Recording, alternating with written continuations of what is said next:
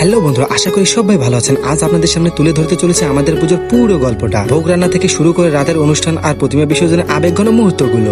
অনেকেই হয়তো ভাবছেন এই ভিডিওটা বুঝে আমি দিতে ভুলে গেছি। আসলে ভুল নয় বন্ধুরা, কিছু মুহূর্ত থেকে যেগুলো একটু সময় নিয়ে আবার মন থেকে অনুভব করতে হয়, আর সেই সব মুহূর্ত এই ভিডিওর মধ্যে তুলে ধরতে যাচ্ছি। তো চলুন শুরু করা যাক। পুজোর ভোগ মানে শুধু রান্না বান্না নয়, এটা একটা মিলনের গল্প। এলাকার সবাই একসাথে কাজ করছে, কেউ তরকারি কাটছে, কেউ সবজি ধুচ্ছে, কেউ আবার চুলার পাশে দাঁড়িয়ে তদারকি করছে। চুলায় জ্বলছে আগুন, তার উপর বসানো হয়েছে ইয়া বড় একটি কড়াই। সেই কড়াই তৈরি হচ্ছে আমাদের পুজোর প্রসাদ। এই সময়টার মধ্যে চলছে গল্প, হাসি, গুজব, কখনো হাসি কখনো আবেগ। রান্না শেষ হলে আমরা যারা উপোস করেছিলাম তারা একটু প্রসাদ নিয়ে খাওয়া শুরু করলাম। সেই প্রসাদের স্বাদ আসলে অনেক আলাদা, কারণ সেখানে মিশেছিল সবার পরিশ্রম আর ভালোবাসা। তারপর শুরু হলো প্রসাদের প্যাকেট তৈরির কাজ, যেন এলাকার প্রতিটি বাড়িতে এই ভোগ পৌঁছে দেওয়া যায়। সবকিছু গুছিয়ে আমরা প্রস্তুত হলাম রাতের অনুষ্ঠানের জন্য।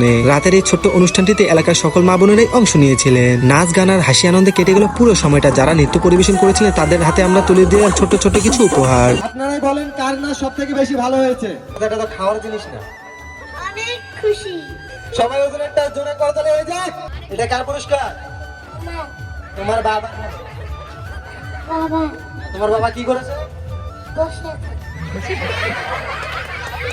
পরদিন শুরু হলো প্রতিমা বিসর্জনের দিন। চারপাশে বক্সের তালে তালে মাতাল ডান্স। বিশেষ করে নতুন প্রজন্মের ছেলেপেলেরা এই আনন্দটাকে আরো রঙিন করে তুলেছিল। আচ্ছা, আনন্দের মাঝে চোখে পড়লো একটা দৃশ্য, এলাকার মহিলা আর মেয়েরা দূরে দাঁড়িয়ে সবটা দেখছে। মনটা কেমন জানি করে উঠলো। আমি তখন আবির নিয়ে তাদের কাছে ছুটে গেলাম। সবার মুখে আবির মাইকে আবার ফিরে এলাম আনন্দের ভিড়ে। जिस राह पे तुम चल रहे हो बेटा, एक दिन पूरी तरह फंसोगे। কিছুক্ষণ আনন্দ করার পর আমরা সবাই মিলে একটু ফটোশুট করে নিলাম এই মুহূর্তগুলো ধরে রাখার জন্য। আর তারপর মন ভারী করে মাকে বিদায় জানানোর পালা এলো। আমি বিশ্বাস করি না, আমি বিশ্বাস করি না।